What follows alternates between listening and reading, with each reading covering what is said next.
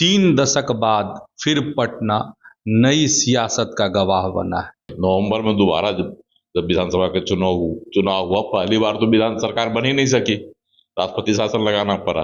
1994 का आप जिक्र कर रहे हैं। बादों की झड़ी लगा दी गई गांधी मैदान में, वोटरों ने उन्हें मात्र 7 सीटें दी। 2024 में ही सबको पटक देना है। और सरकार की ओर से कहा जाता था कि इन सड़कों पर पैंट वाले बाबू गुजरते हैं, तुमको तो खेत में इसी कीचड़ में रहना है। तो दोनों में कुछ फर्क लग रहा है सर। बच्चों की फिक्र कीजिए और बच्चों के लिए वोट दीजिए। पनोरमा ग्रुप, जो सोचता है वो करता है। नमस्कार, आप देख रहे हैं न्यूज हाट। मैं हूं चंदन झा। 3 दशक बाद फिर पटना नई सियासत का गवाह बना है। क्या है ये खबर, समझिए। और इस पर हमारे साथ चर्चा करने के लिए हैं वरिष्ठ पत्रकार अजय मिश्र। सर, आपका इस कार्यक्रम में स्वागत है। धन्यवाद चंदन जी। सर, नई सियासत का गवाह एक बार फिर पटना की धरती बनी है, तो ये नई सियासत क्या है? देखिए, 1994 में पटना के गांधी मैदान में एक रैली हुई थी, कुर्मी महाचेतना रैली। उसके बाद एक नई पार्टी बनाई गई, समता पार्टी, है ना। उसके बाद से बिहार की सियासत में बदलाव का बयार बहने लगा और समता पार्टी में जो वर्तमान में मुख्यमंत्री हैं नीतीश कुमार, उनको नेता बनाया गया था, है ना, वहाँ। और वहीं से जॉर्ज फर्नांडिस ने उस समय इसका गठन किया था। तो शुरुआत हुई थी पूरे तामझाम के साथ पटना के गांधी मैदान में, है ना। और उस समय भी लालू प्रसाद जी बिहार के मुख्यमंत्री थे, उनकी सत्ता के खिलाफ एक आवाज बुलंद की गई थी। और 1995 में चुनाव नजदीक था, फिर वही हालात हैं जो आज राजधानी पटना के लोगों ने फिर देखा। लेकिन 30 साल के लगभग गुजर गया, तो बहुत सारे लोगों को याद होगी बातें, नहीं होगी, है ना। और नई पीढ़ी के लोगों को पता नहीं होगा, इसलिए मैंने उसका जिक्र किया। उस तामझाम को राजधानी के लोगों ने देखा। आज वही तामझाम वेटनरी कॉलेज के कंपाउंड में देखा गया, है ना। भव्य आयोजन था, ग्लोबल आयोजन था, विदेशों से भी लोग आए थे, है ना। कई देशों के लोग थे, अमेरिका, ऑस्ट्रेलिया, कई देशों के 18 देश 18 देश के लोग। बहुत बड़ा भव्य आयोजन, एक नई संभावना दिखाई गई लोगों को, तस्वीर बताई गई कि ऐसा बिहार हम देंगे, है ना। उस समय भी 1994 में भी कुशासन से मुक्ति का, है ना, फ्रेम जिसको कहिए, और आज भी दिखाया गया। पिछड़ों को आवाज मिली लालू प्रसाद के राज में, यह निर्विवाद सत्य है, इस पर कोई सवाल खड़ा नहीं किया जा सकता, है ना। लेकिन नीतीश कुमार जी इस बिना पर बिहार की गद्दी को संभाले कि हम जंगल राज से मुक्ति देंगे, लोगों को सड़क देंगे, लोगों को बिजली देंगे, है ना। और उन्होंने दिया भी, इसमें भी दो मत नहीं। आज गांव गांव तक सड़कें बिछी हुई हैं, है ना। गांव में 20 से 22 घंटा तक बिजली मिलती है। उस समय 3 दिन पर बिजली नजर आती थी टिमटिमाते हुए, सड़कों पर धूल उड़ते थे, है ना। और बरसात में कीचड़ में लोग पैदल चलकर जाते थे, और सरकार की ओर से कहा जाता था कि इन सड़कों पर पैंट वाले बाबू गुजरते हैं, तुमको तो खेत में इसी कीचड़ में रहना है, तुम ऐसे ही चलो, सड़कें उनके लिए बनेगी। और सड़कें नहीं बनाई जा रही थी, है ना। लेकिन नीतीश कुमार ने चश्मा दिखाया और उन्होंने करके दिखाया भी। ऐसा नहीं है, आज सड़कें हैं, आप चले जाइए गांव, ग्रामीण, सुदूर ग्रामीण तक सड़क है। और राजधानी पटना से 4 घंटा 5 घंटा में आप किसी जिले के मुख्यालय में जा सकते हैं, यह भी सुविधा मिली। लेकिन एक चीज का अभाव रहा, वह था रोजगार, है ना, उन्नत शिक्षा। आज उसी का वादा किया गया कि ये सब मिल गए, हम रोजगार देंगे, बच्चों की फिक्र कीजिए और बच्चों के लिए वोट दीजिए।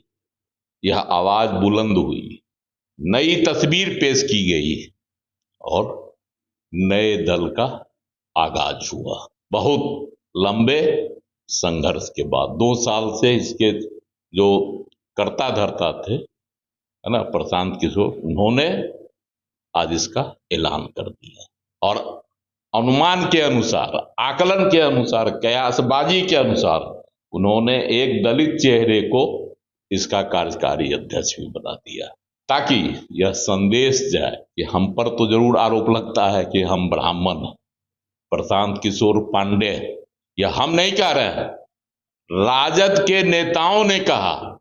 लेकिन देखिए, मेरी सोच वो नहीं है जो मुझ पर आरोप लगाए जा रहे हैं।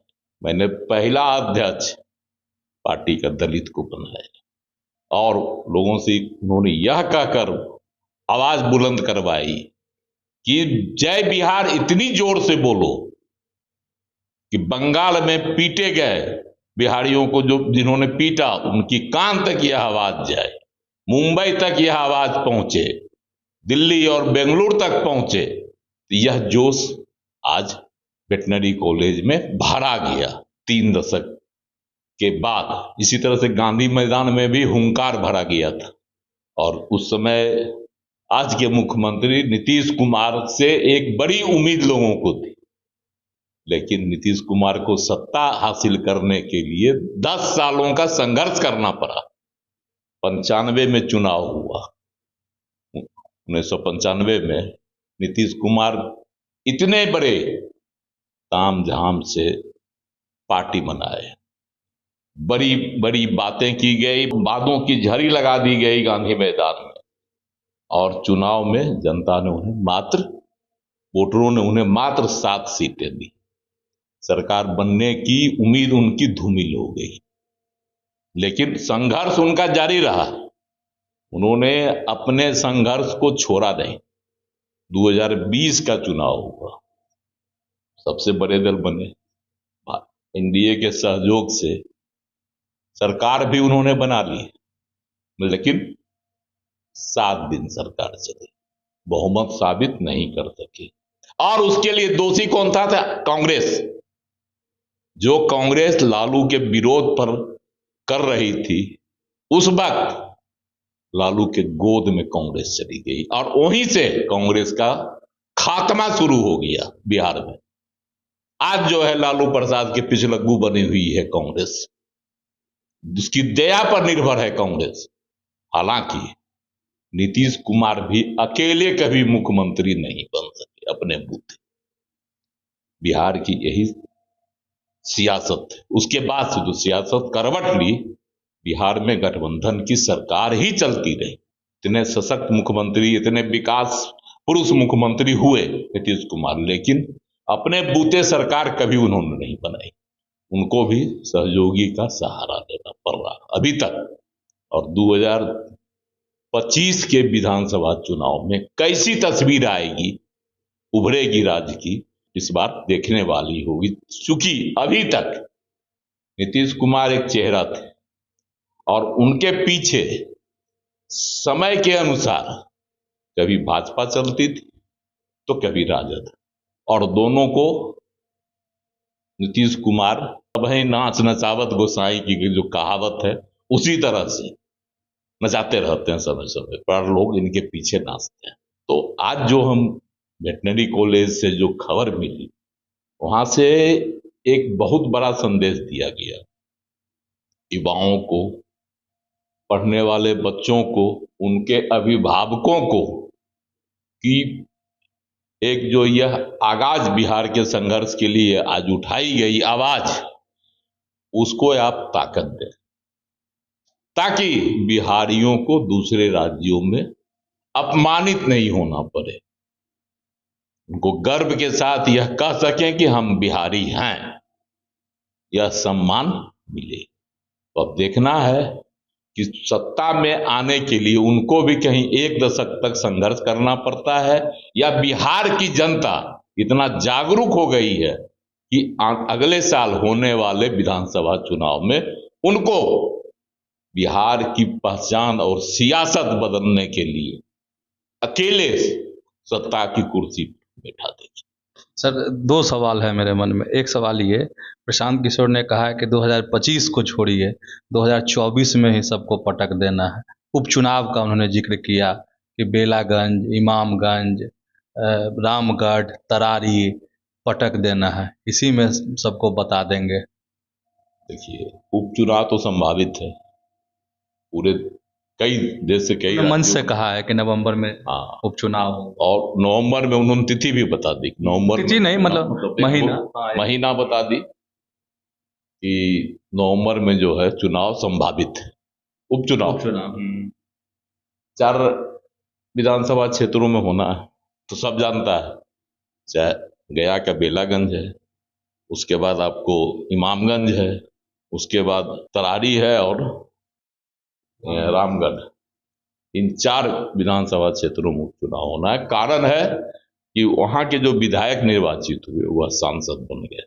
रामगढ़ वाले बक्सर से बन गए, तरारी वाले आरा से बन गए, इमामगंज वाले गया से बन गए और बेलागंज वाले जहानाबाद से बन गए। तो उपचुनाव संभावित है, 6 महीने के अंदर कराना, तो नवंबर में भी संभावना बनती है। सभी प्रयास में लगे हैं। एक इसको कहा जा रहा है लिटमस टेस्ट, कि किस दल की कितनी जनता के बीच में पैठ है, ताकि 2025 के विधानसभा चुनाव में है ना, वह उसका लाभ उठा सके। सर, ये कह रहे हैं कि इसी में सबको धराशायी कर देंगे, 25 का भी इंतजार नहीं तो करना। प्रशांत किशोर जी भी जनसुराज पार्टी के जो संस्थापक हैं, उन्होंने भी आज ऐलान किया कि इन 4 विधानसभा क्षेत्रों के उपचुनाव में हम यह दिखा देंगे हम कितने ताकतवर है, तमाम दलों को धूल चटा देंगे, परास्त कर देंगे, और मैं अपनी ताकत, मतलब जनता के बूते, अपने बूते नहीं, जनता के बूते अपनी ताकत हम दिखा देंगे। अगर वह इसमें कामयाब हो जाते हैं तो यह तय हो जाएगा कि 2025 में उनकी सरकार बन जाएगी और उनको नीतीश कुमार की तरह 1 दशक तक इंतजार नहीं करना पड़ेगा। सर, आखिरी सवाल, और वो ये है कि 1994 का आप जिक्र कर रहे हैं और अभी 2024 है, 3 दशक की बात कर रहे हैं, तो दोनों में कुछ फर्क लग रहा है सर? क्योंकि दोनों चीज़ को आप देख रहे हैं। देखिए, उस समय की जो स्थिति थी उसमें नीतीश कुमार या एनडीए लोगों ने क्या लोगों को दिखाया भरोसा कि हम जो है कुशासन से मुक्ति देंगे, जंगल राज से मुक्ति देंगे, कानून व्यवस्था का राज स्थापित करेंगे। और जब 2005 में नवंबर में दोबारा जब विधानसभा के चुनाव हुआ, पहली बार तो विधान सरकार बन ही नहीं सकी, राष्ट्रपति शासन लगाना पड़ा, और नवंबर में जब चुनाव हुआ तब फिर सरकार बनी है और मुख्यमंत्री बने नीतीश कुमार। उसके बाद से कानून व्यवस्था की स्थिति सही में सुधर गई। जो लोग 7 बजे के बाद घर से निकलना दुश्वार हो गया था जिन लोगों को बिहार में, वह आराम से लोग विचरण करने लगे, घूमने लगे, बाजार मार्केट करने लगे, लड़कियां कॉलेज जाने लगी, स्कूल जाने लगी। हालांकि अपराध अभी भी होते हैं, लेकिन अपराध पर नियंत्रण हो गया था। तो इन्होंने, नीतीश कुमार ने जो आश्वासन दिया उसको कर दिखाया। उसके बाद सड़क देंगे, बिजली देंगे 2010 में, उसको भी उन्होंने पूरा किया। तो प्रशांत किशोर जी ने भी कहा है कि हम रोजगार देंगे, उत्तम शिक्षा देंगे, शराबबंदी जो है उसको चालू कर देंगे, उस पैसे से नई शिक्षा नीति लाएंगे, है ना। तो उनका फोकस है रोजगार और शिक्षा पर। अगर वह उसको पूरा कर देते, अगर उनकी सरकार बनती, स्वाभाविक है जिस तरह से 18 सालों से नीतीश कुमार कुर्सी पर जमे हैं, अगर पहले जनता मान ली उनकी बातों को, बहुत बदलाव है, जनता अब सोच विचार कर वोट करती है।